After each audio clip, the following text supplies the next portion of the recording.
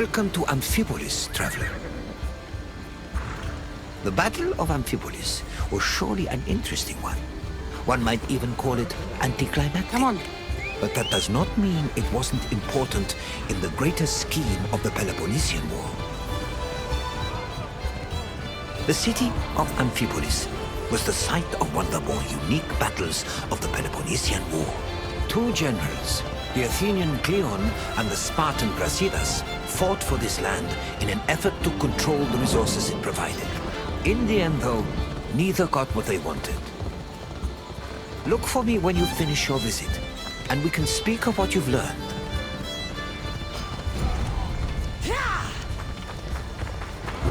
The land that would come to be known as Amphipolis was originally part of Thrace, a region inhabited by formidable semi-nomadic horsemen.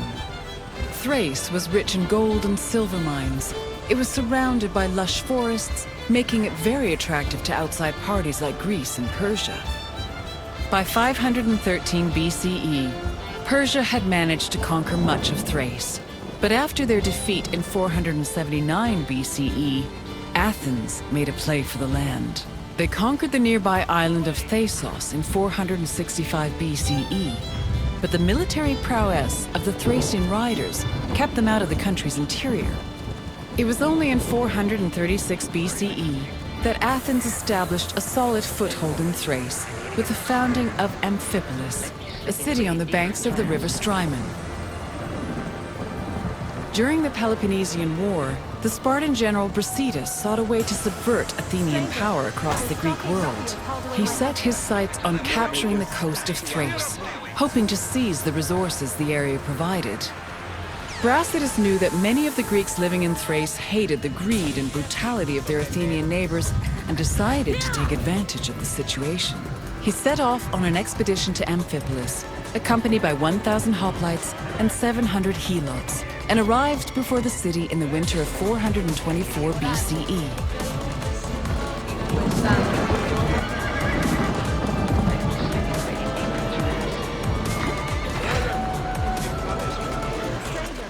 Good news.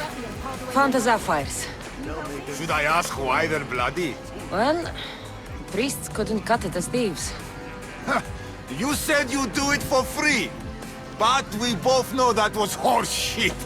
Here, take this. Here, old man.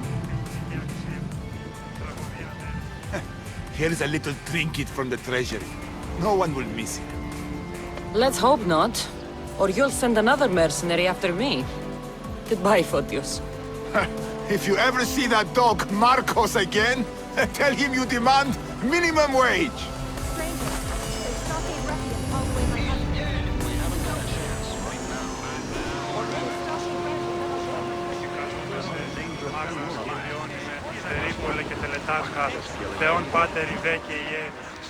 Mistios, well, aren't you a sight to my aged eyes?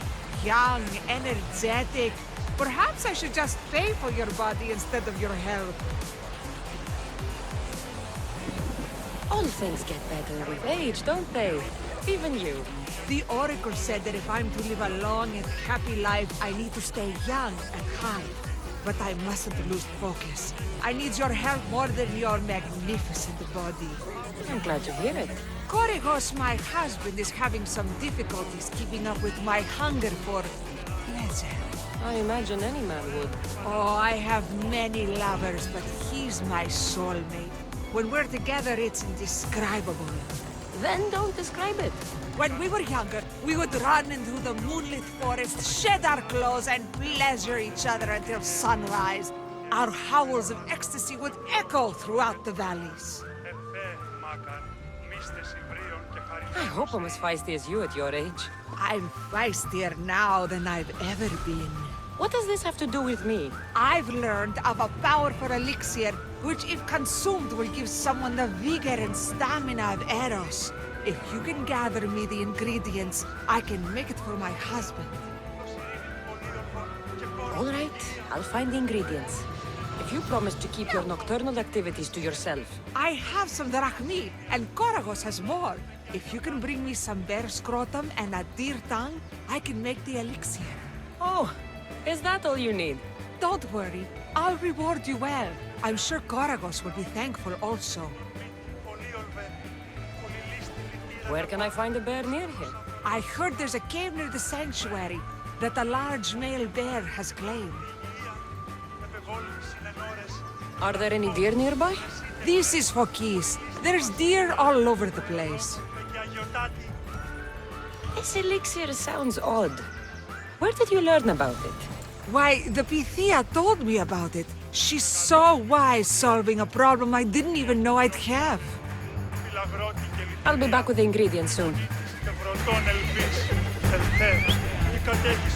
At Amphipolis' ramparts, Brasidas announced that he preferred to take the city peacefully and promised to allow safe passage to any inhabitants who wished to leave, in addition to sparing those who wanted to cooperate.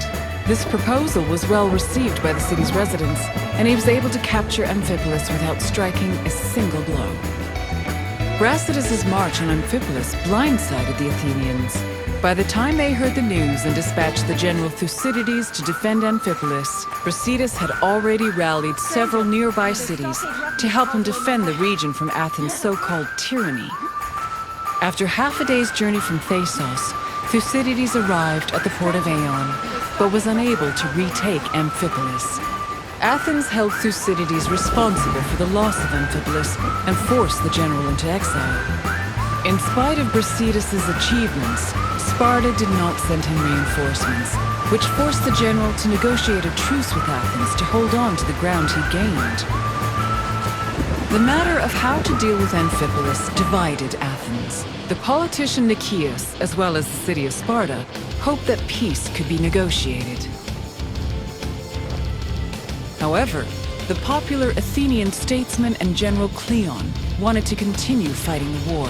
Indecision continued until 422 BCE, when Cleon was elected as one of Athens' strategists. This decision made it clear that the city's people were in favor of war.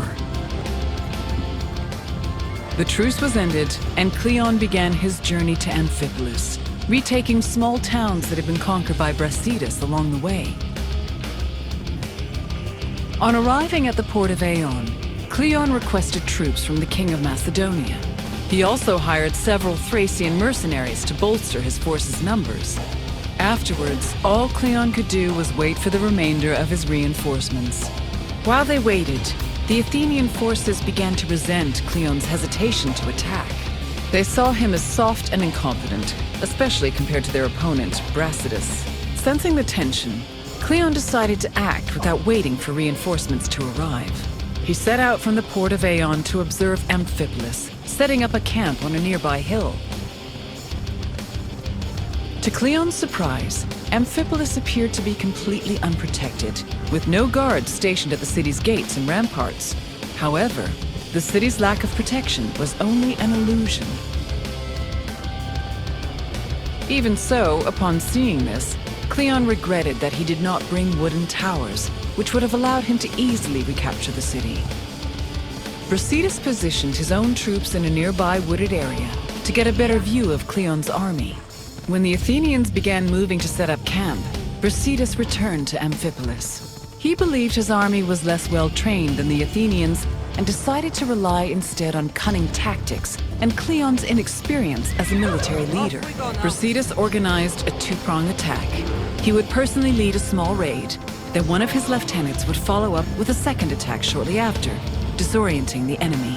He had barely finished formulating his plan when he saw Cleon's army pack up and retreat back towards the coast. The cowardly display made Brasidas realize that perhaps victory would be easier than he thought. After seeing Brasidas' troops return to Amphipolis, Cleon decided to fall back to the port of Aeon and once again wait for reinforcements. Unfortunately, his exact orders were confusing and contradictory, which left the Athenian forces in disarray. Brasidas took advantage of this confusion and began his attack. Cleon's forces panicked, which made them easy prey for the Spartans. 600 Athenians were killed, while the Spartans only lost 7 men. Cleon's remaining forces took refuge in Aeon, where the bodies of their comrades were eventually returned to them, though only after being stripped of their weapons. During the pitched battle between the Spartans and the Athenians, both Brasidas and Cleon were killed. The reports of their respective deaths reflect how they were perceived as military leaders. We know almost nothing about Cleon's death, other than that he was killed by a Thracian soldier. Brasidas, meanwhile, survived long enough to be taken back to Amphipolis, where he was informed of his victory. He was buried inside the city, which was considered an honor bestowed only upon heroes, and was celebrated as the true founder of Amphipolis. Generally chooses where the tribes based around a history. Lilmont is a merchant town with no true leadership. The Battle of Amphipolis temporarily put an end to the hostilities between Athens and Sparta. The Athenian forces returned to Piraeus, while Sparta called back the reinforcements they'd sent for Brasidas. The death of both Brasidas and Cleon encouraged the two cities to push for peace. The negotiations took time, but Sparta and Athens eventually agreed to return to the way things were before the Peloponnesian War. The resulting treaty became popularly known as the Peace of Nicias. Throughout the Greek world, it was mostly agreed that Sparta had lost the war, in spite of Brasidas' heroic efforts. The sentiment was rooted in the fact that Sparta had failed to end Athens' domination over Greece, something they had promised to do at the start of the war.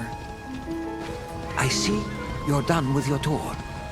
The Battle of Amphipolis may have briefly put an end to the Peloponnesian War, but the so-called Peace of Nicias was only temporary.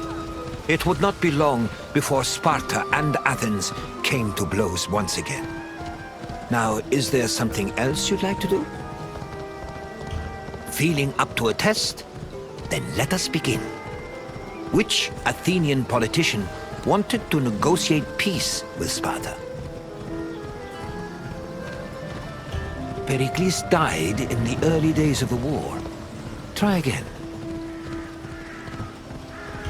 Correct. Nicias wanted to build on the truce that was negotiated after Brasidas captured Amphipolis. Now for the second question. Where did Thucydides and Cleon arrive before moving to retake Amphipolis? No, Marathon was the site of a famous battle between the Greeks and the Persians. Try another answer.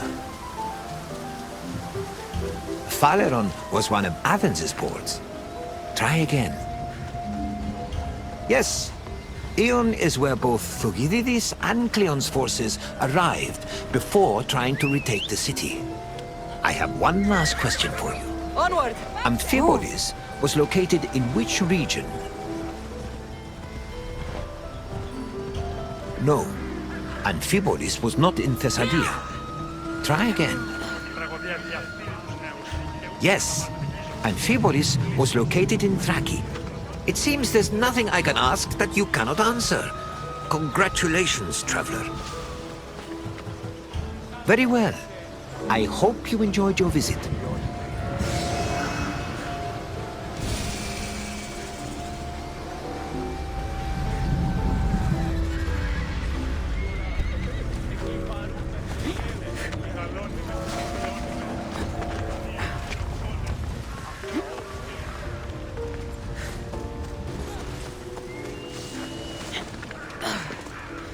Misthios, you're back! And not a moment too soon. I got what you asked for. Who is this of Xesia? This is the Misthios who's going to reignite our spark, my love. Oh no!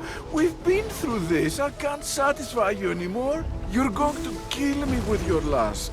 Nonsense. I'm going to make you an elixir that will give you the vigor of a man a fraction of your age. God save me. I cannot do this anymore. Your husband is tired. Allow me to satisfy your hunger. I've never been with a mercenary before. Very well. Let's see what you're made of.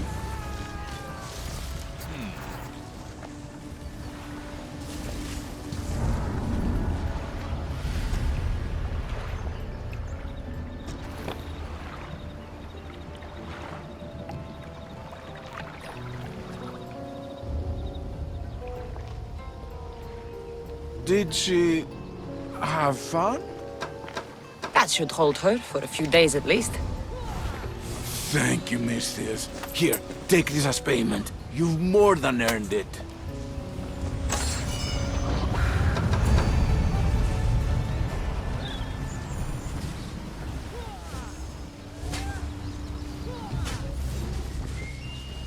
Get that ball or get off the